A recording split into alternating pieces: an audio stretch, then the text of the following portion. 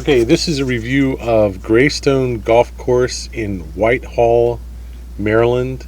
It is just off of I-83, about 10 miles south of the the Maryland-Pennsylvania border.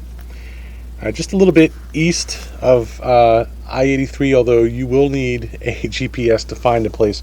I found it just by following the signs, but I needed my GPS to get back out of the place it's in. It's way back down one of those Sleepy Hollow kind of places.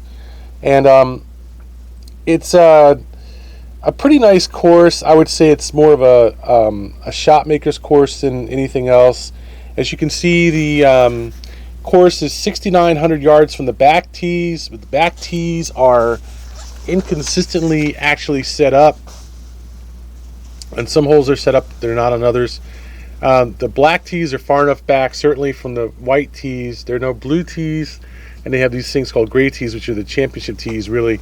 And they're substantially far back, and they're probably another 50 to 75 yards back from the white tees. And I think the course, while it's 6,100 yards from the white tees, it's still pretty long, even from the white tees. It's long enough to be a decent challenge. I wouldn't say it's a hitter's course. The course is a little bit too tight, and there's a little bit too much waste and so forth for it to really be a big, wide open bangers course. Certainly, that's not the case. It's nothing like, say, Whiskey Creek in that regard, or Raspberry Falls. Much more of a course, more like, I guess. So the course I reviewed last, which escapes me at the moment, but very similar to that course, I would say. The layout was very similar. It's a lot like Cannon Ridge. Worthington Manor is the course I was talking about. It's a lot like Worthington Manor, but not as heavily sloped, and doesn't have as much verticality as Worthington Manor. But the courses are very similar, kind of tight, shot makers courses.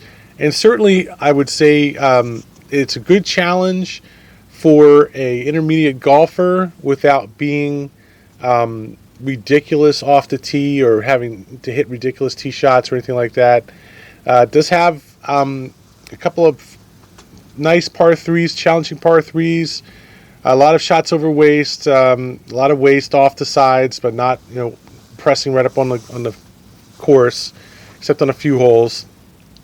And overall, it was a fun course to play. Not a bad ride. It was hot. There was a few bugs out there, certainly. But overall, the course was certainly a good, fun course to play. I would say a good test of skills without being a big hitters, long, having to hit long shots. Although there are some shots that are challenging in terms of length. It's not like a gimmie course where you just hit 7 irons and driver all day long. But it is not that long, and you won't find yourself having to stretch a lot to reach the green in regulation. Not from the white tees anyway. And certainly, if you're worried about that play from the black tees, and it's additionally going to give you that extra length that may challenge some people who need that extra challenge. I would say the course overall is a B course. It's not that exciting of a course to certainly be an A. There's water in some of the holes, but not much. Certainly some valleys, some waste that you have to cover. And I think it's quite respectable, quite challenging course. Good bunkers, great, sand. The sand was in great condition. Nice rough, nice greens. The greens were in decent condition with decent grass. Fairways are in decent condition, not too chopped up. And the course itself was, I would say, a solid county course. It's a private course. I think the county, I think Baltimore County had it at one point, and they let it go private. Public to out in the public, and it's they do have memberships there. And it's a decent course. There's no question. The traffic there is pretty light as far as the roads going by. There's one road, the main road that goes by the course. It goes past the first and second holes, and the 18th hole. There's a few houses in view from the course, a couple back past the 17th green, but nothing, pressing. No real downside to this course, I would say, but it does come off as kind of a little bit, mundane. I would say a little bit mundane. I wouldn't call it a really exciting course, but I would say it's a decent course. There's no question that it is a decent course, and certainly a good enough course to play if you want a good challenge. And it has a really nice clubhouse, nice bar. The bar was open late after our round. It didn't close until 9 or 10 o'clock at night.